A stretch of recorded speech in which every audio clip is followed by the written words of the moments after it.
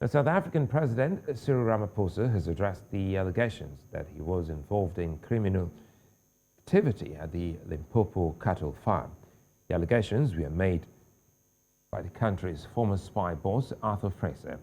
Ramaphosa spoke at an ANC event in Limpopo this weekend, saying he has not committed any crime. Questions have been asked about the origins of the money, which is said to be as much as $4 million. That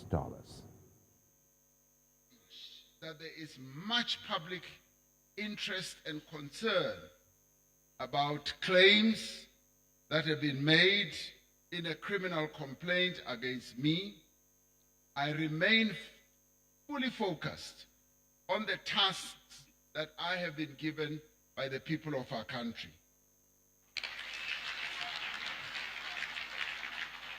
And I want to reaffirm that I was not involved in any criminal conduct, and once again I pledge my full cooperation with any form of investigation.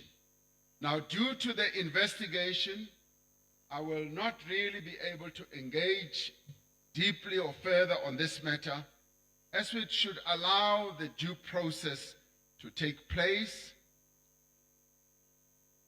Well, joining me now is South African journalist and editor Dianne Hawker. Dianne, good to see you, and thanks for your time as always. Now, Ramaphosa has finally spoken out about the allegations.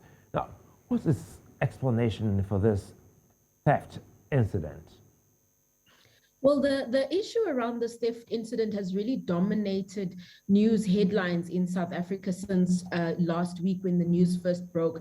And we were mainly hearing from the presidency, the new presidency spokesperson, and receiving statements on this issue. And of course, when Ramaphosa was attending this ANC event in Limpopo, he received questions from journalists, about it. And his response to the allegations really were to deny that there was any wrongdoing involved. He paid particular attention to the question around where the money actually came from. He explained that the money was actually proceeds of sales. The President Ramaphosa does engage in, the sale of cattle, and he actually deals in Ankole cattle, which is, a very high value commodity, some of the most expensive livestock that you can possibly get. But he also indicated that the reason that there may have been cash on the farm is that, sometimes people come on hunting trips, and there are instances where they pay cash.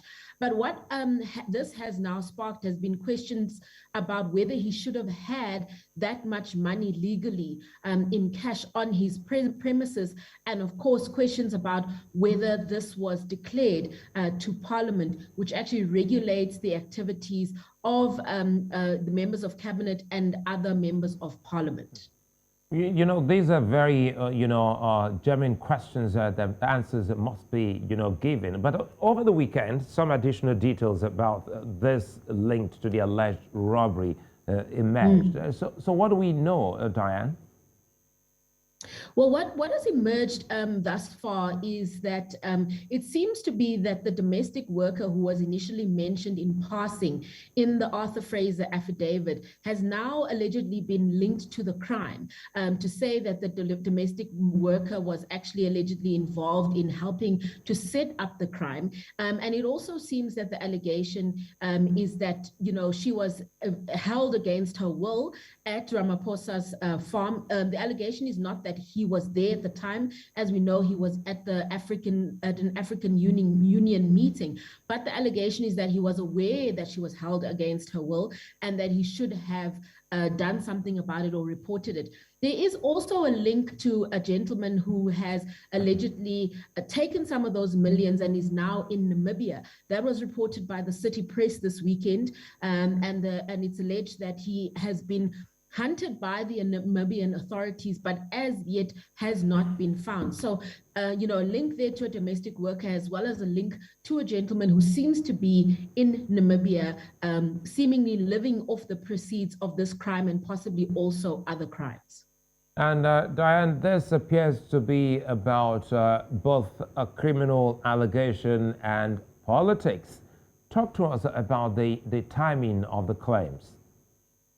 Well, we can never forget that actually the biggest sort of presidential race that we see in South Africa, unlike, you guys in Nigeria, we don't have as many different candidates from all different parties, but the biggest presidential race or political race that we see is actually factions within the ruling ANC vying for positions.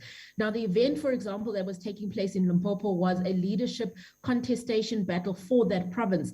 And the ANC is going through these leadership contestation battles throughout the country in the lead up to the final conference that's expected to take place at the end of this year. Arthur Fraser has been linked previously to the former President Jacob Zuma.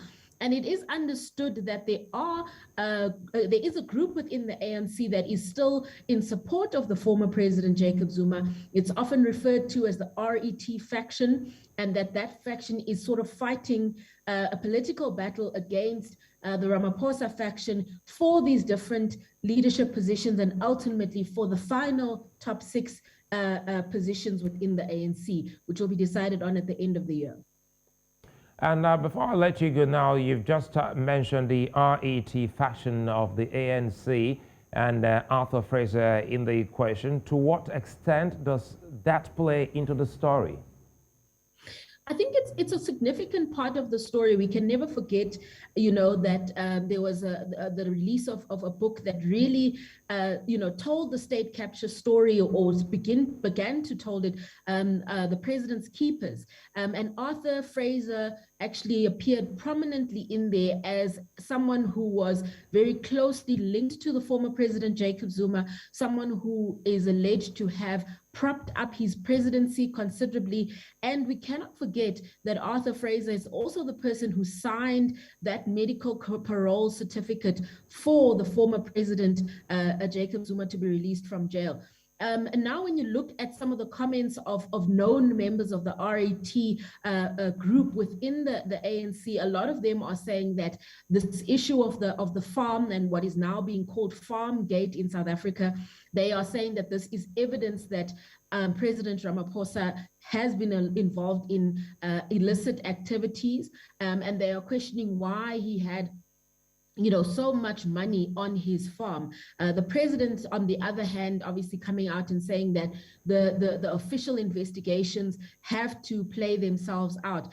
But it is important to contextualize all of these things that are taking place in the context of this fierce political battle that is actually going on, which some people have actually called, the battle for the soul of the ANC.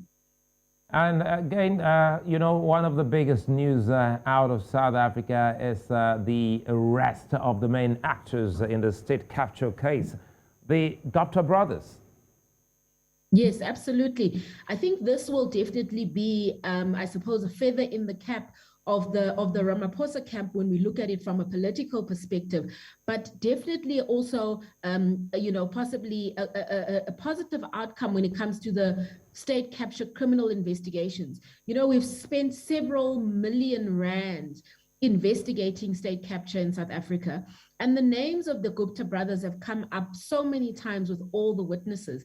And if South Africa is successful in getting an extradition of the two Gupta brothers, then the question will be, will they actually stand trial here in South Africa, and will they be held accountable for what they've been accused of, which was essentially helping to loot the state in various different ways and shapes and forms. So a major development in the criminal justice sector, but of course the proof will be in the pudding if the Gupta brothers are actually made to stand trial here in South Africa.